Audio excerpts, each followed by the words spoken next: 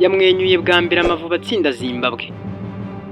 Ikipe y'umupira w'amaguru Amavubi yatsinze Zimbabwe igitego kimwe ku busa mu mukino w'umunsi wa 8 w'amatsinda yo gushaka itike y'igikombe cy'isi cya 2026 wabereye kuri Orlando Stadium muri Afurika y'Epfo kuri uyu wa kabiri.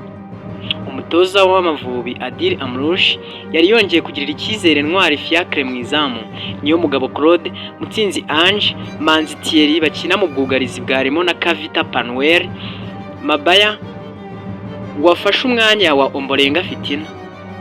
Mu kibuga hagati Mugisha Bonheur na Bizimana Djihad bongeweho Muhire Keve wafashe umwanya wa Ali Enzo Amo, naho Mugisha Gilbert Kwizera Georgia na Biramahire Abedi bafashe umwanya wa Nshuti Innocent wari ufite amakarita 2 y'umuhondo babanza mu busatirizi. Amavubi yagowe no kwibona mu mukino ugitangira. Yabonye uburyo bwa mbere ku munota wa 6 aho Kwizera Georgia yagiranye umupira awuha Mugisha Gilbert wateye ishoti nyuma y'urubuga rw'amahina rinyura ku ruhande rw'izamu. Bizimana Djihad wasubije umupira inyuma ku munota wa 12 yakoreye ikosa rutahizamu wa Zimbabwe inyuma y'urubuga rw'amahina ihanwa na Jordan Zemula awutera hejuru gato. Zimbabwe yihariye umupira mu minota 10 yakurikiyeho, ariko Amavubi abona uburyo bw'umupira Mugisha Gilbert yatanze kuri Mugisha Bonheur yateye ishoti rikomeye rigafata n'umunyezamu wa Washington Arubi ku munota 22. Nyuma y'iminota 3 Amavubi yabonye ubundi buryo ku mupira Mugisha Gilbert yahinduye mu rubuga rw'amahina Bizimana Djihad awutera atawuhagaritse ujya hanze. Mugisha Gilbert yahise abona ubundi buryo bukomeye ku mupira yinjiranye mu rubuga rw'amahina aho gukinana na bagenzi be atera agashoti kadakomeye kuko yari magwa gafatwa n'umuzamu Arubi. Umupira uteretse watewe na Kwizera Georgia akawugarurwa n'umukinnyi wa Zimbabwe wasanze Mugisha Gilbert atera ishoti rikomeye byaruhukiye mu izamu hari ku munota wa 40. Zimbabwe yatangiye igice cya kabiri ikora impinduka ebyiri. Taimon Muchope na Bill Antonio binjira mu kibuga ku mwanya w'abarimo Prosper Padela. Ikipe itozwa na Michael Nisi wigeze gutoza Amavubi hagati ya 2006 na 2007 yongeye kugira itangiriro nziza. Ibona uburyo bw'umupira bwatewe na Musonda ushyirwa muri koroneri na Ntwari Fiacre.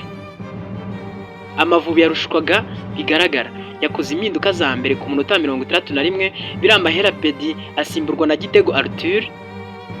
Zimbabwe nayo yabonye uburyo bukomeye ubwo Taimon Muchope yasigaga ba myugariro b'Amavubi ahinduye umupira mu rubuga rw'amahina Tawanda Chilewa awukora ku ruhande rw'izamu abari hawutera. Bizimana Djihad na Kwizera Georgia bavunitse, bombi basimbujwe ku minota 78 hajyamo Ngwabije Clovis Brian na Ishimwe Aniseti. Amavubi yongeye kurokoka ku munota wa 87 ubwo Ntwari Fiacre yakuragamo ishoti rikomeye ryatewe na Tawanda Chilewa awishyira muri koroneri. Murikimana Dari Nganji yasimbuye Mugisha Gilbert ubwo Amavubi yashakaga uko arya iminota 6 y'inyongera yarangiye nta bundi buryo bubonetse.